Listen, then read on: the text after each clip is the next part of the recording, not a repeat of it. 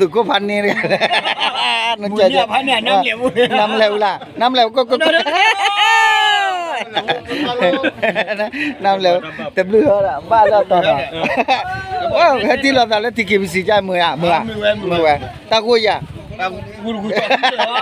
แต่เมื่อกูเนี่ยกูอยากได้รอจอดซีเลยแม่กูอยากว่ามันไม่จอดซีเลยเราเป็นซีนู้นแต่ซีนู้นแต่เป็นเขาเป็นหนีแล้วเป็นที่ละ这个也是问你对题了嘛？ว่าตะเกียบเยอะแต่วันนี้ยาเนี่ยนี่เตนายว่าตะเกียบคือละแล้วตะเกียบคือละว่าเนี่ยแล้วตะเกียบยังเนาะตะบูกันเนาะตะเกียบเตอร์ก่อนนั่นคลื่นเนี่ยว่า你那也都发了我干耶？นี่เล่นเตะร้านนั่นที่มันได้สิกว่านั้นไม่สิกว่าเท่าไหร่นะแกเนี่ยตะเกียบยังแต่ไม่เจอเพื่อนตาเลยด่าดิมันตัวมันได้อุลุตเลยดูกุมารเนี่ยเปิดเลยขี้นิกเลยแม่ขี้นิกบาเลยกูรู้มั้งบ้ากูบ้ามั้งเฮ้ยฮะดิยาดูอุดดูฟรอนยามั้งไม่อ่ะเนี่ยตัวกี่มาดิยาแล้วนี่ที่เนี่ยยาอยู่นวากาตชิคินาริกเลยฮาราเนี่ยเลยลุยนาฮาราเนี่ยเลยเยนาริเนี่ยตื่นเลยมุขเลยตอนนั้นตามาไปเฮอุบมาว่ามันเรื่องกบาเลยเป็นมิตรเรื่องกบาเลยที่มีน้ำเขาไม่คิดที่นี่นะเว็บแต่ละตันนี้ตันน่ะแม่กบาเลยกับเว็บแต่ละกบาเลยเนี่ยแต่ละกบาเลยกบาหมอกบาเว็บแต่ละกบาตัวละพันนี่นะเว้ยดินะโอ้ช่วยเลยยาสุเกตระพวกตามลูกพันตัวนะตัวละเลยก็ว่าตึกคือเลยตึกก็ยาเลยก็เคลื่อนไล่ตัวยี่บ้าเลยก็เคลื่อนแหละแล้วก็เดี๋ยวเกษมนะทูดตัวที่เคบีซีนะนะบอกว่าตึกกันหน่อยครับสนามลื่นนะครับเซฟกันหน่อยนะครับนะจ้าจู่ๆเลยว่าผู้เลยช่วยยาบ้านเรามีแล้วเจ็บท้องลูกนี้จะไปเองนะยังไม่ได้ที่KBC เกษมนะที่เคบีซีตัวละนะว่าที่เคบีซีเชื่อเนี่ยบุกเตลีโอ้ยตราดารุเกษมนะเบอร์11เกษมนะตราดารุไปลีนะตราดารุไปฮะนึกมาผู้ย่อ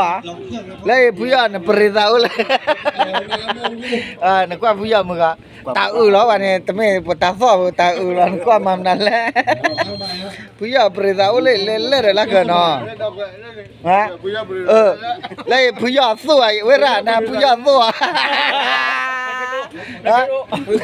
ผู้ย่อเลี้ยผู้ย่อเลี้ยน่ะล่ะอ๋อไม่ทราบว่าจะย่อหรือไม่ทราบว่าวันที่เชยย่อมันคือใจย่อหรือกันล่ะบ้านเกิมนะมึงเงาเปิดว่าย่อจะดีเนาะย่อผู้ย่อดิผู้ย่อมันเปลี่ยนที่เราเนี่ยมาเลยยังอยู่กว่าผู้ว่า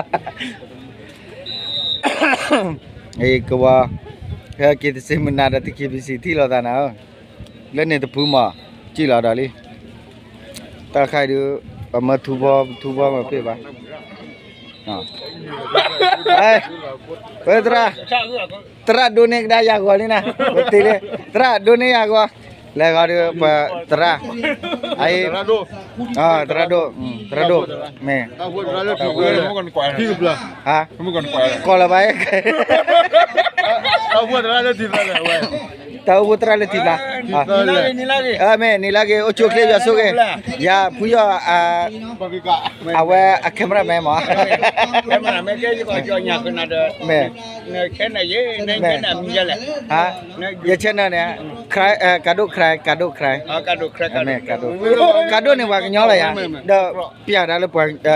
ko la wa club la cry la ya me ke krot me ma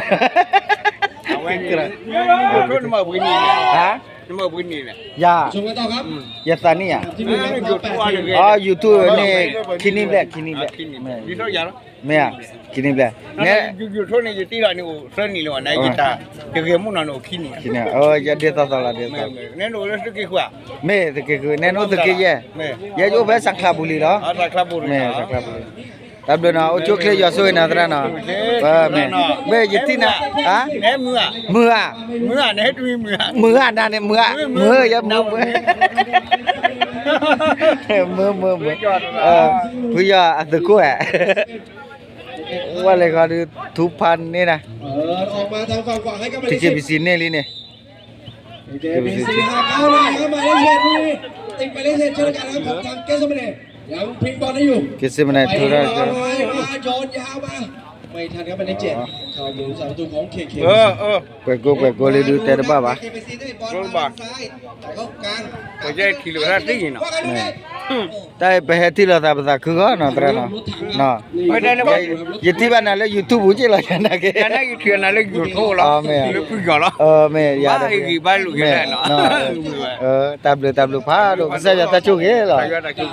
ลยที่รับที่ดูเลยอะไรเกบีซีเปิดเข้ามา แล้วก็เดี๋ยวก็ว่ากินซิมนาตลอดอันนี้ จันโกดาเข้าหมายเลข7 โกดาโบเจ็บ ดีจันดีหมายเลข8ครับ เว้ยจิเมเคล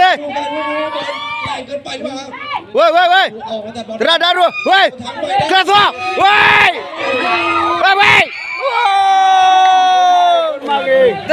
มวยตรายมวยไว้ตรากเลสอสวยจันเพลิดอยู่เปล่าเมนบ้ากัวดิ สายจ่าเข้ามายังยิงไม่ได้ครับมันที่กลางมาแล้วขวาไม่ได้ เมนบ้าผู้ยากกัวเนาะ จันดาวไปมาที่จันวันชัยหมายเลข78ไปกับมันโกดาไปเลยว่ากว่าเกินนะยายบุกดูไปละพอแต่ที่เคบีซีเด้อก็ว่ากินซิมนาแล้วพวกก็ว่ากินซิมนาที่เราแต่นะทูวิเลียพูดว่าอะไรแล้วก็เล่นสนามเดียวละโอเคเล่นสนามเดียวละคน1 2ตาม ว่าแหละกว่าดูตะมีแคมราผ่าดูใจดูที่ละกว่าถ้าคันนี้ปฏิว่ากว่าตะเสียปฏิว่าเนี่ยตราดา ที่ประชาสัมพันธ์ไปนะครับเสื้อกีฬานะครับของเขตตะนาวศรีนะครับเสื้อนะครับไปดูมาสนับสนุนกันได้นะครับถ้าเป็นเสื้อคอปกนะครับตัวละ250 บาทนะครับถ้าเป็นเสื้อคอกลมนะครับตัวละ199 บาทนะครับ TKBC พันนี้ละที่สีนะครับสีน้ำเงินและสีแดงนะครับ TKBC จอดบอลเลอร์กิเซมนาลิเป็นเสื้อสีน้ำเงินและสีม่วงนะครับ KBC ขอฟังนะครับกรรมการครับขอเบรกแป๊บหนึ่งมันไม่อันตรายมากครับขอกำลังนะยกป้ายนะครับเดี๋ยวคนพิ้นใส่นักฟุตบอลนะชนวางช่วยยกป้ายนิดหน่อยครับอันตรายครับเพราะว่าเดี๋ยวแทงถูกไหมเข้ามาช่วยแป๊บนึงดันออกมาตอนนี้เดี๋ยวก่อนขาไม่ได้เกาพี่เพราะมันจะเพ่ง TKBCก็ว่ากิเซมนาเชื่อว่าอย่างนี้ก็ว่ากิเซมนาตราดารุเตระลีตราดารุTeradaru kecura banyak, kecura bola. Teradaru patera li, palateka patera. Teradaru kecura apa pun.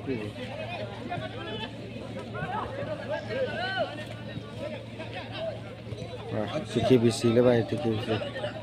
อาจารย์ปานนะอาจารย์ปานขอเชือกมัดแป๊บหนึ่งเพื่อเซตความปลอดภัยพี่ปานครับพี่ปานอยู่ไหนครับไปนะครับ3นะครับปาครับยิงกันเขาจะโอนพี่ดาวจอดอะไรพี่ดาวตรักเลยตาเชอเลยโอ้ยkenapa mun pokok kesim na le so joพี่ดาวsura le so jo awe ketemu ketek khanaว่ากิเซมนะแล้วเนี่ยตัดดูนายเตะเลยกูว่าเรากูขี้เบียดกัดเตะแล้วนะกว่าเลยนะเว้ยโอ้โหเจ็บบุล่ะ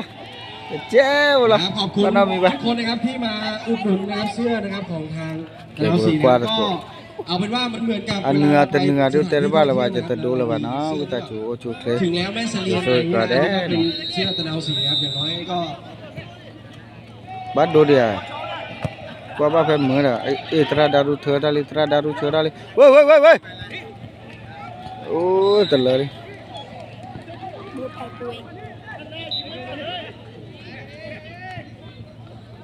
kita sebenarnya tak cari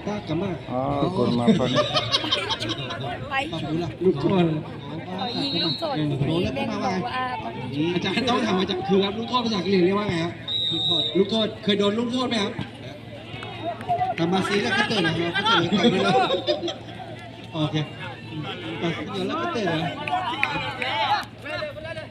จะก็ซีเกี่ยวเราสกระโดดแต่แบบพูดหน่อยจะก็ซี โอ้ระตูบะ แม่ก็เตะนี่เลย อันนี้ตูบะ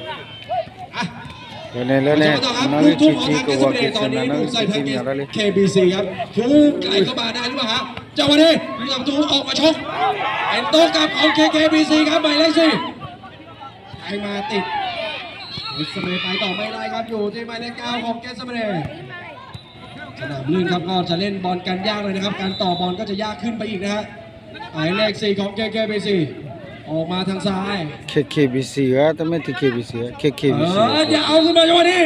ผู้สาประตูครับหมายเลข5โอ้โหนี่ครับศิษย์เก่าพาคิธรรมแม็กกิวลีวอลเลย์บอลก็เปิดบอลกันก่อนเยอะอะไรที่ดีบางตุกว่ะเกิดการเลือกเชื่อทางเจ้าโกดาให้มาที่ดิดีไปเองไม่ผ่านครับรัดไม่เราคิดเราเนาะเราคิดเราสนับคืนนี้การจ้างมาแล้ว